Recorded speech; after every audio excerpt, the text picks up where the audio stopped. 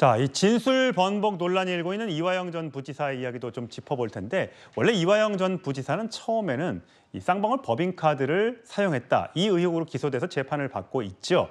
여기에 대해서 이제 누군가 법인카드를 썼느냐, 이걸 가지고 법정에서 논란들이 많았었는데, 이제 비서라고 얘기되는 여성이 모두 내가 사용했다라고 3월 달에 얘기했는데, 검찰 소환조사 최근에서는 일부는 이 전 부지사가 쓴 것이 맞다. 그러니까 쌍방울 법인카드를 처음에는 내가 썼다고 했다가 나중에는 이제 말을 바꾼 건데, 장 변호사님 보시기에는 이게 말들이, 그러니까 이화영 전 부지사에 대한 처음에 본인이 얘기한 것도 그렇고 또 주변에서 말하고 있는 내용도 좀 달라지는 것 같아요. 네, 아무래도 검찰이 확보한 증거와 본인의 진술의 괴리가 크기 때문에 이 부분을 더 이상 모르쇠나 본인이 다 했다라고 그대로 가져가기는 좀 부족하다고 생각했던 것 같습니다. 이를테면 이화영 전 부지사의 집으로 갔던 물건도 이게 어떻게 된 거냐? 그게 왜 본인의 이익이라고 이야기를 하느냐? 그러면 저의 어떤 생명을 거의 구해주신 분과 진배 없기 때문에 사실상 가서 결제를 내가 대신 했다라고 하는데, 사실 좀 통상적으로 이해하기가 어려운 부분이 있죠. 그렇다면 본인도 계속해서 수사가 진행되는 내역을 보고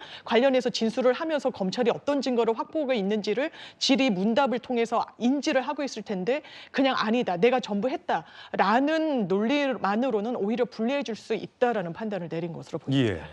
참 법인카드 관련해서도 이렇게 말들이 좀 달라지고 있고, 이화영 전 부지사에 대해서는 좀 불리한 증언들이 나오고 있는 것 같은데, 이 법정에서도 부부싸움이 일어나는 재판 중 초유의 사태가 벌어지기도 했습니다.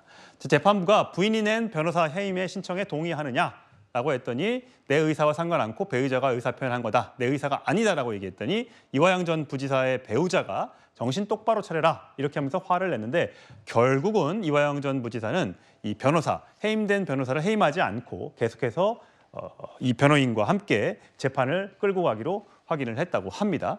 자, 구자욱 시장. 네.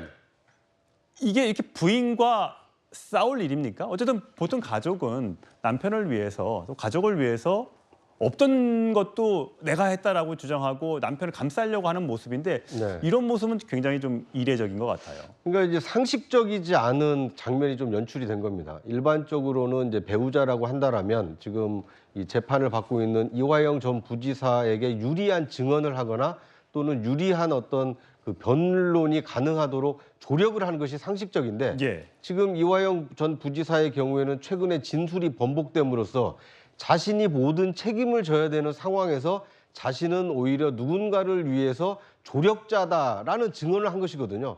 그러니까 상식적으로 볼 때는 남편에게 많은 중형이 선고될 뻔했던 상황에서 오히려 이제 그 가벼운 처벌이 가능한 것으로 진술이 바뀌었기 때문에 배우자라면 오히려 남편을 응원하고 지지를 하는 것이 상식적인데, 오히려 정신 똑바로 차려라, 지금에 와서 이렇게 진술을 번복해서는 안 된다, 이제 이런 요구를 하는 모습이 굉장히 지켜보는 국민 입장에서는 왜 저 배우자는 저렇게 남편을 사지로 몰아넣고 있는 것일까? 도대체 그 배경에는 무슨 말 못할 사정이 있는 것일까? 새로운 지금 의구심이 싹트고 있는 상황이거든요. 더더군다나 이해하기 어려운 것은 이화영 전 부지사를 돕고 있는 변호인을 배우자가 해임했다는 거 아닙니까? 당사자는 나는 해임한 일이 없으니까 앞으로도 그 변호사로부터 조력을 계속 받겠다라고 하고 있고요. 그러니까 이런 것을 봤을 때는 배우자의 어떤 저런 태도와 저런 그 개입은 재판을 유리하게, 또는 이화영 전 부지사에게 유리하게 돕기보다는 오히려 이화영 전 부지사에게 불리하게 지금 조언을 하고 있는 거 아닌가. 이화영 전 부지사가 불리하다면 누구에게 유리해지는 것입니까? 결과적으로는 수혜자가 될 수 있는 이재명 대표를 보호하기 위해서 오히려 남편을 더 어렵게 만들고 있는 거 아닌가, 이런 그 해석을 낳고 있는 상황입니다. 자, 그러면 이화영 전 부지사의 부인, 언론에 방송에 나와서도 이렇게 얘기를 하던데 한번 들어보실까요? 제가 변호사님한테 전화를 드렸어요. 이게 어떻게 된 거냐 그랬더니 이화영 씨가 이미 진술을 해서 자기는 할 수가 없대요. 그래서 내가 아니 이화영 본인이 지금 건 아니라고 하는데 무슨 얘기냐 그랬어요. 그랬더니 법정에서 증언을 이제 하기로 했대요. 그래서 이재명 방법을 보고를 했다라는 식으로 얘기를 한대요. 변호사 입을 곧 이화영 입인데 지금 어떻게 하시려고 그래요? 하고 제가 강하게 항의를 했어요. 조금 있다가 검찰에서 그게 안 될 거 부담스러우시면은 그냥 법정에서 증인으로 안 세우고 변호인 진술서로 제출하겠다고. 변호사시니까 소송을 많이 해보셨을 텐데 이렇게 법정에서 부부끼리 다투는 경우가 좀 있습니까? 뭐 저는 이제 그 한 번도 본 적이 없어요. 보통 이 부인이요 탄원서를 낼 때는 주로 이제 존경하는 판사님 하면서 법원이나 검찰에 냅니다. 근데 왜 민주당에 탄원서를 냅니까? 이것도 이게 처음 보고요.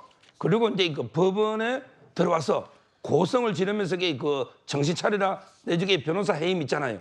이런 이게 장면도 저는 처음 보고요. 그럼 이게 부인이 왜 이럴까?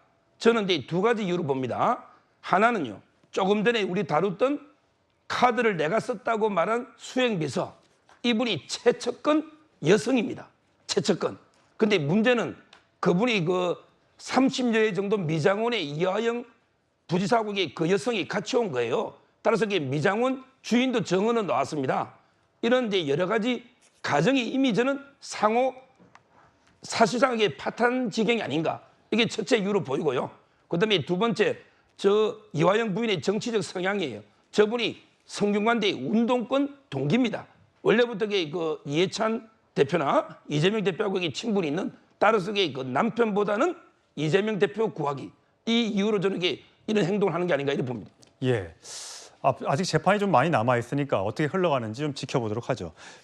아까 저희가 브릿지에 말씀드렸던 것처럼 정치권에서 말다툼이 왔다 갔다 하고 있는데 저희가 아이들한테 가끔 야 지는 게 이기는 거야 이렇게 얘기하죠. 근데 정치권에서는 그런 말이 통용되지는 않는 듯합니다.